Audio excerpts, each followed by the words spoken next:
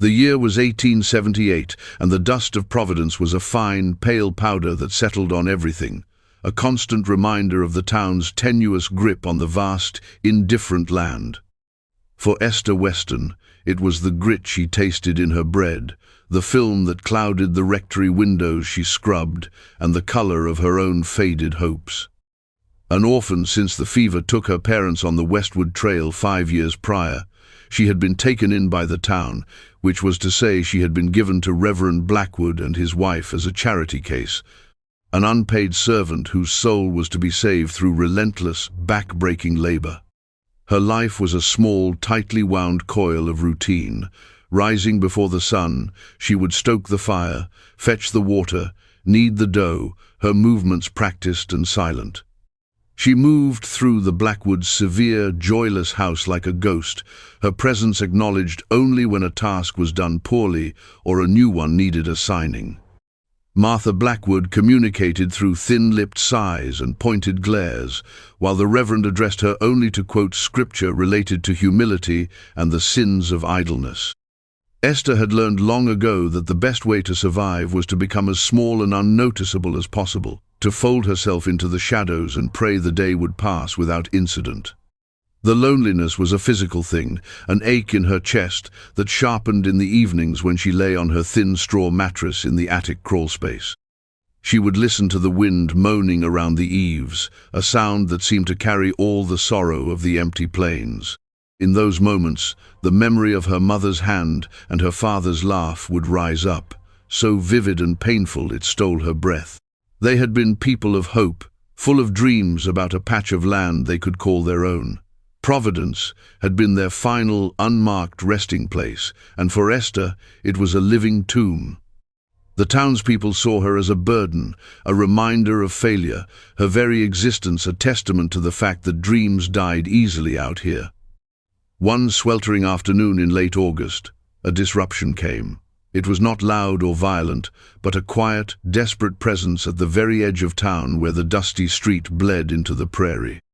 An Apache family, a man, a woman, and a small child stood beside a tired-looking pony. They were not warriors, not a threat, but simply people worn down by hunger and heat. The man, whose name was Lonan, stood with a rigid pride that did little to conceal the exhaustion in his frame.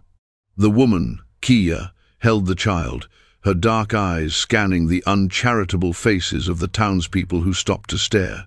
They were a portrait of want, their clothes travel-stained, their faces gaunt.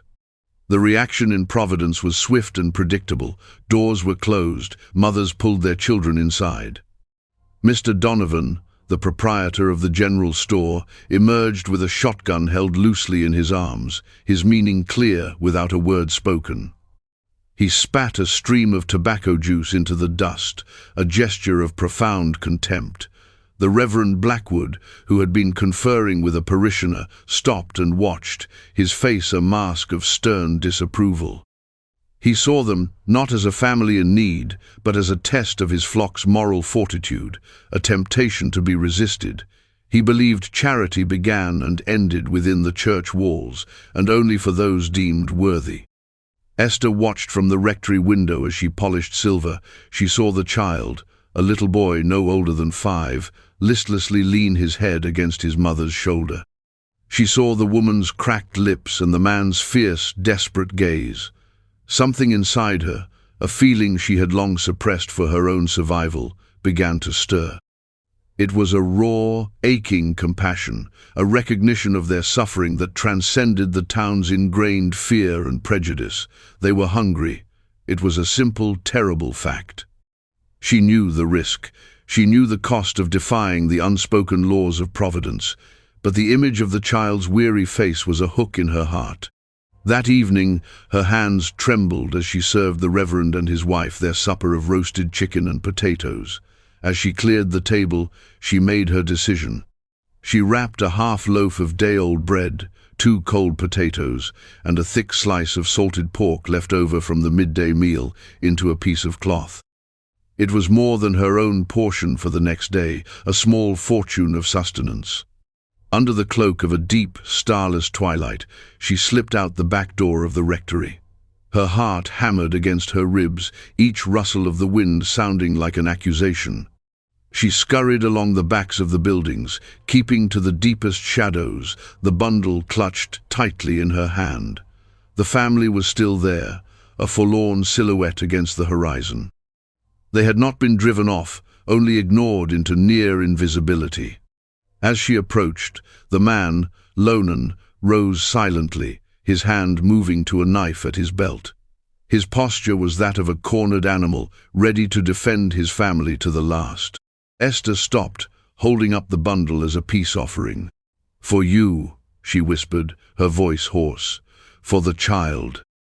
Kia looked from Esther's face to the bundle, her expression a mixture of disbelief and profound weariness. She said something soft in her own language, and Lonan's posture eased, though his eyes remained wary, searching Esther's face for trickery. Esther took another hesitant step forward and placed the bundle on the ground, then retreated, showing she meant no harm. Kia knelt and slowly unwrapped the cloth. When she saw the food, a sound escaped her lips, a soft sob of relief. She broke off a piece of bread and gave it to the little boy, who ate with a ravenous, desperate hunger that made Esther's throat tighten. Kia then looked directly at Esther, her dark eyes holding a depth of gratitude so powerful it was like a physical touch. In that single, silent gaze, Esther felt more seen and more human than she had in 5 years of living in Providence. Lonan ate as well, his eyes never leaving Esther, but the hard suspicion in them was slowly being replaced by a grudging respect. Esther did not linger. She gave a small, jerky nod and turned, melting back into the shadows. She did not know that a pair of eyes had watched the entire exchange from the darkened window of the saloon. Walter Prescott, a man who found his pleasure in the misfortune of others, had seen it all. He smiled, savoring the trouble he was about to cause. The next morning, the reckoning came. Reverend Blackwood summoned Esther to his study before the sun had fully risen. The air in the room was cold and still.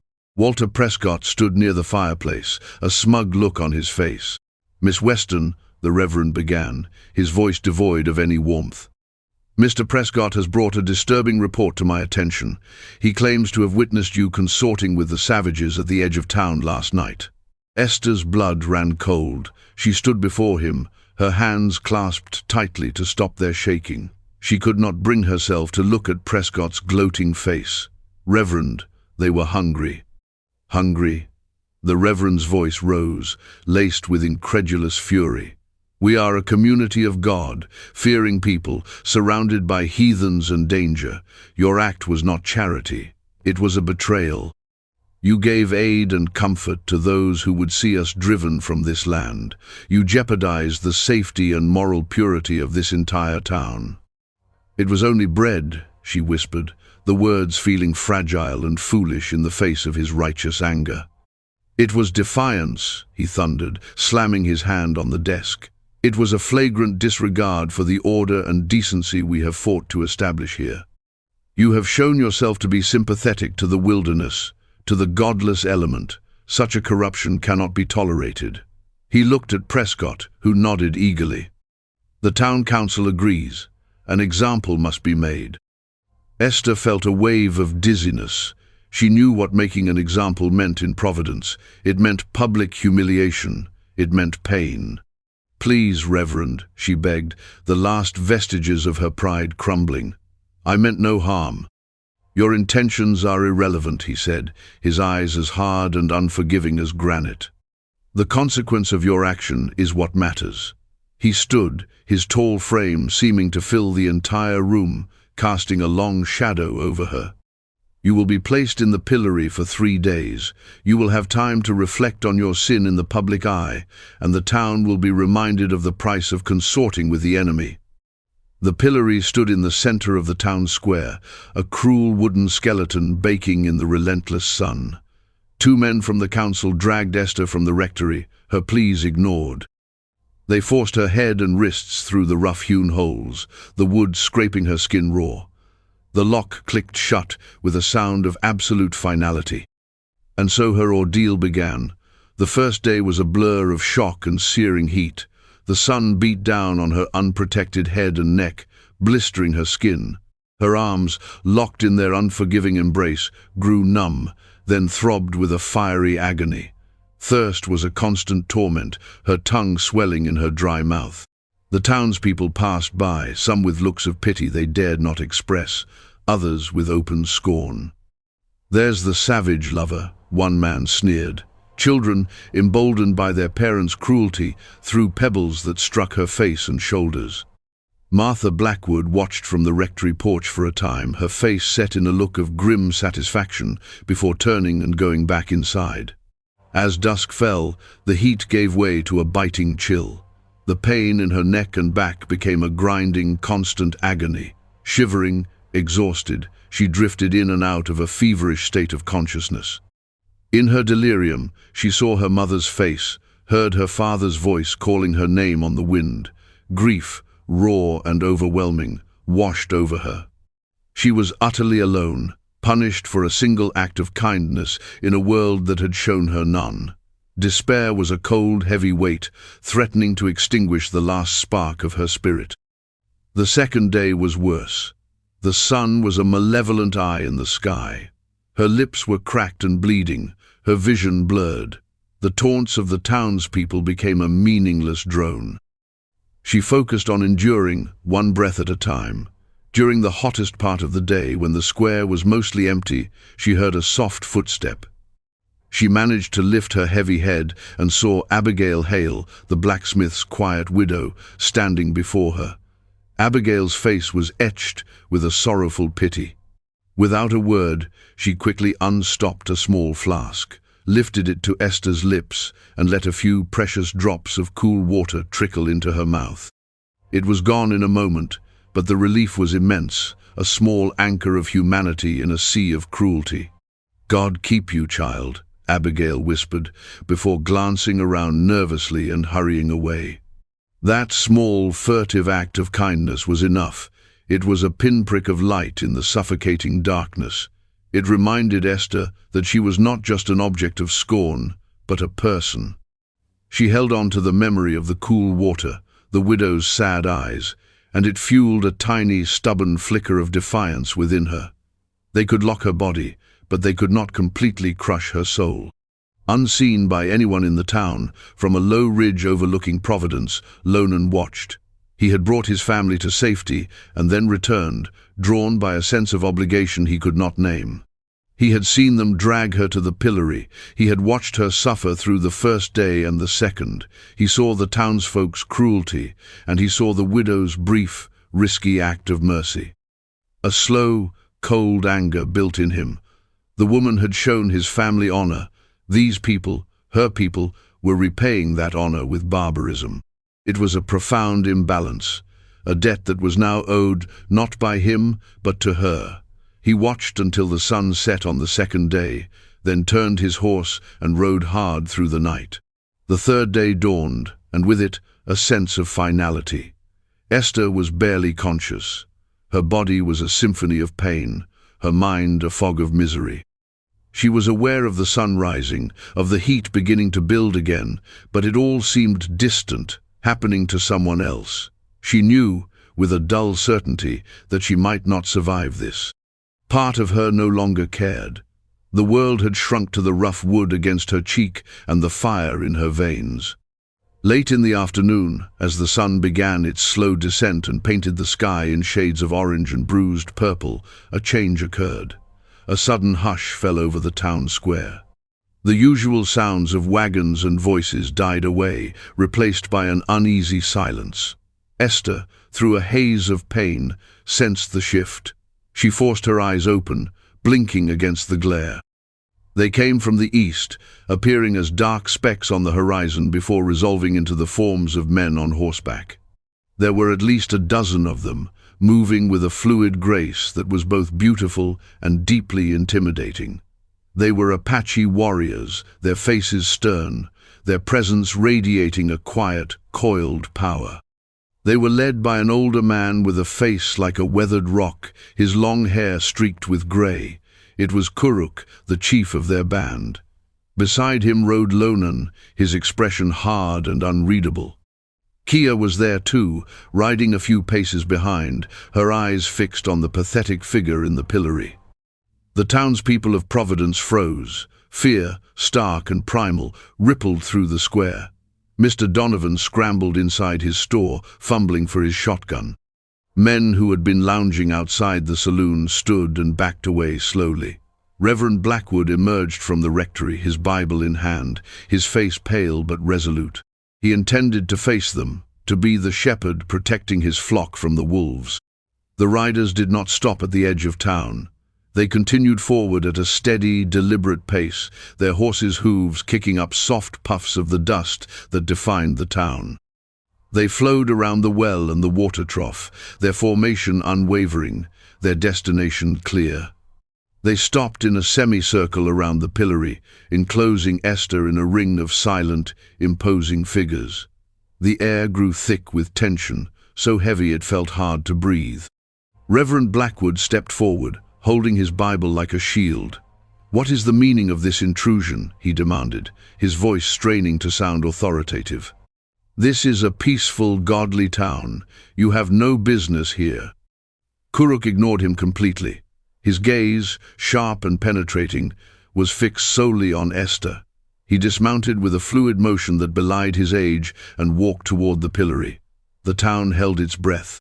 Esther stared at him, a flicker of confused awareness penetrating her delirium. The chief stopped directly in front of her. He looked at her blistered face, her swollen wrists, the raw, chafed skin of her neck. He looked at the discarded pebbles on the ground around her. His expression was grim, a deep disapproval etched into the lines of his face. He said something in his language, a short, sharp command. One of the warriors dismounted, a heavy hatchet in his hand. He walked to the side of the pillory. The townspeople gasped, thinking he meant to kill her. The reverend cried out, "In the name of God, stop!" But the warrior paid him no mind. With a single powerful blow, he struck the thick wooden bar of the lock.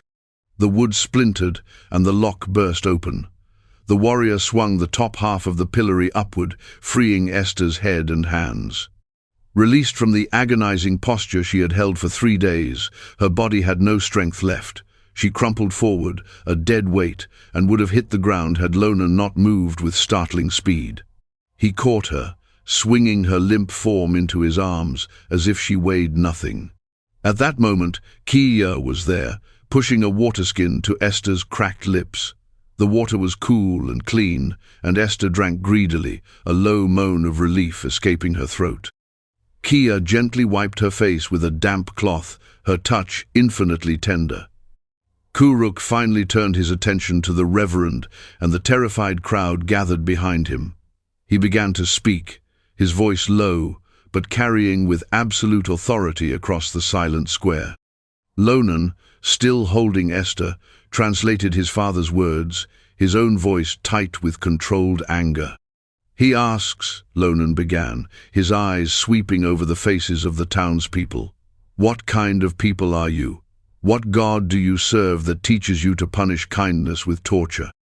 Reverend Blackwood sputtered, "She broke our laws. She gave aid to—" He trailed off, unable to finish the sentence under the weight of Kuruk's stare. "She gave food to a hungry woman and child," Lonan's translation continued, his voice cutting through the reverend's excuse. "She showed honor when you showed none. The Nonde, the people understand honor. We understand debt. My wife and my son would have gone another day without food if not for her. A debt was created. We came to see how her people honored her for this act. We find you have none. You have treated her like a diseased dog." A wave of shame, mingled with fear, washed over some of the faces in the crowd. Others, like Prescott, just looked on with hatred. Kuruk spoke again, his voice softer now, but no less powerful. Lonan translated, but this time his gaze was on Esther, who was slowly regaining some semblance of awareness in his arms. "He says this is not a home for you," Lonan said, his voice losing its hard edge. "A person's worth is not measured by the laws they obey, but by the strength of their spirit. Your spirit is strong, but it will die in this place. These people will crush it under the weight of their fear. Kuruk took a step closer. Therefore, a choice is offered, Lonan translated. You have no family here. You have no one to protect you. We will be your family. We will be your protection. Come with us. Live with the Nonde. We will teach you our ways. You will have a home where kindness is not a crime. This is how we will repay the debt. The offer hung in the air, stunning and impossible. The entire town stared, mouths agape. Leave with them? Go into the wilderness with savages? It was unthinkable. Esther, held securely in Lonan's arms, slowly lifted her head. She looked past Kuruk's impassive face to the crowd. She saw the Reverend's righteous fury, Martha Blackwood's cold contempt, Walter Prescott's sneering hatred. She saw the fear and judgment on a dozen other faces. She then looked back at the Apache. She saw Kia's gentle, concerned eyes. She saw the quiet strength in Lonan, the man who was holding her with such care. She saw the stern but undeniable integrity in the chief, Kuruk. In Providence, her future was a barren road leading to more servitude, more scorn, and a slow, lonely death of the soul.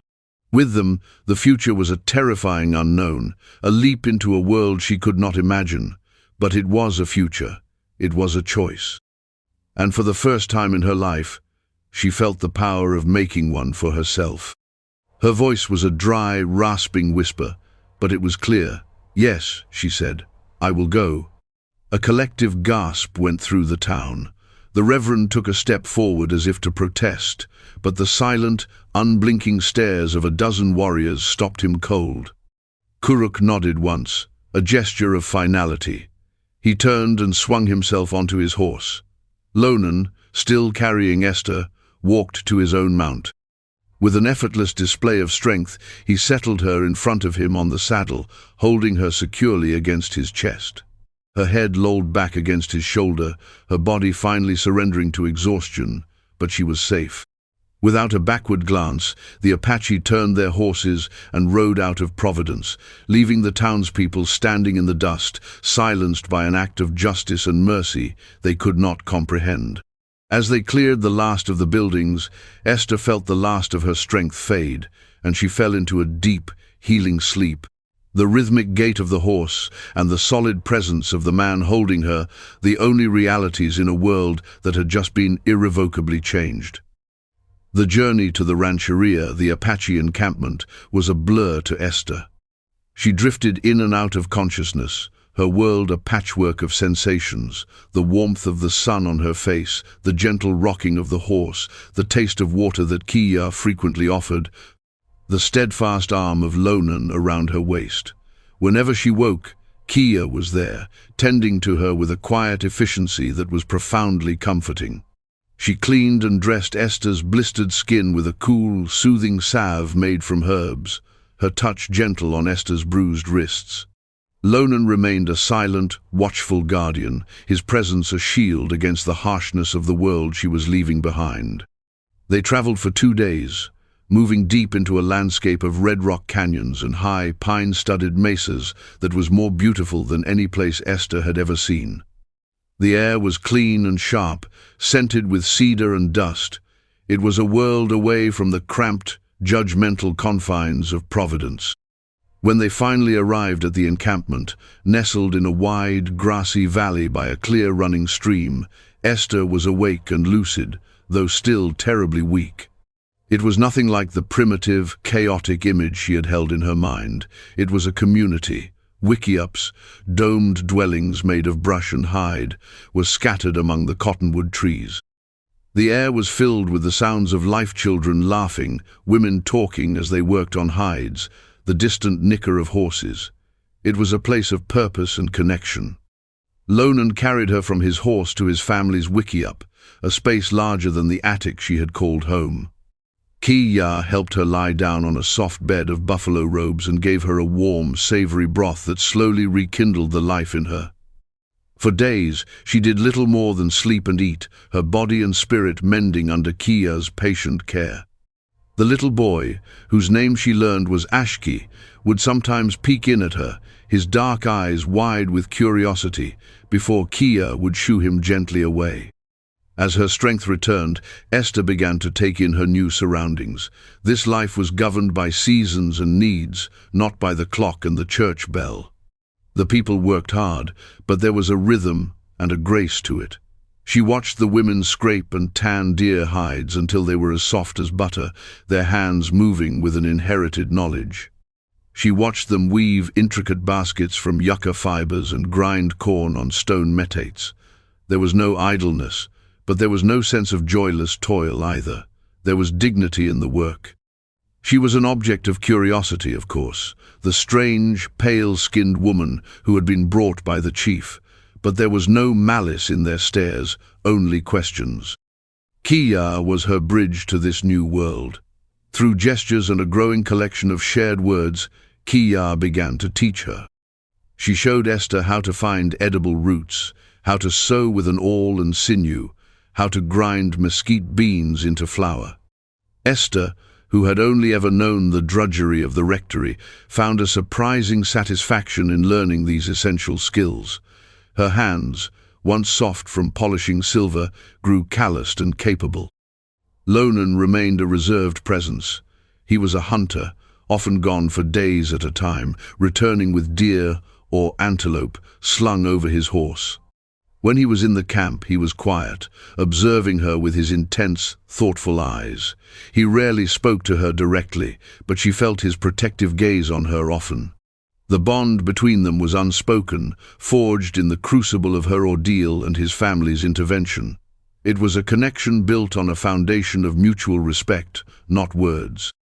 She respected his strength and the quiet honor that had compelled him to act. He, in turn, seemed to respect the resilience he had witnessed in her. One evening, as the sun set and the cooking fires glowed like fallen stars across the valley, she sat with Kia outside the wickiup. Esther was mending a tear in one of Ashki's small buckskin shirts, her stitches growing more even with practice. "You are good with a needle now," Kia said, her English halting but clear.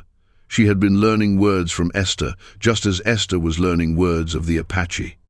Esther smiled, a genuine, unburdened smile that felt new on her face. "You are a good teacher." "Your home," Kia began, her expression serious. "Providence, you do not miss it?" Esther looked down at the shirt in her hands.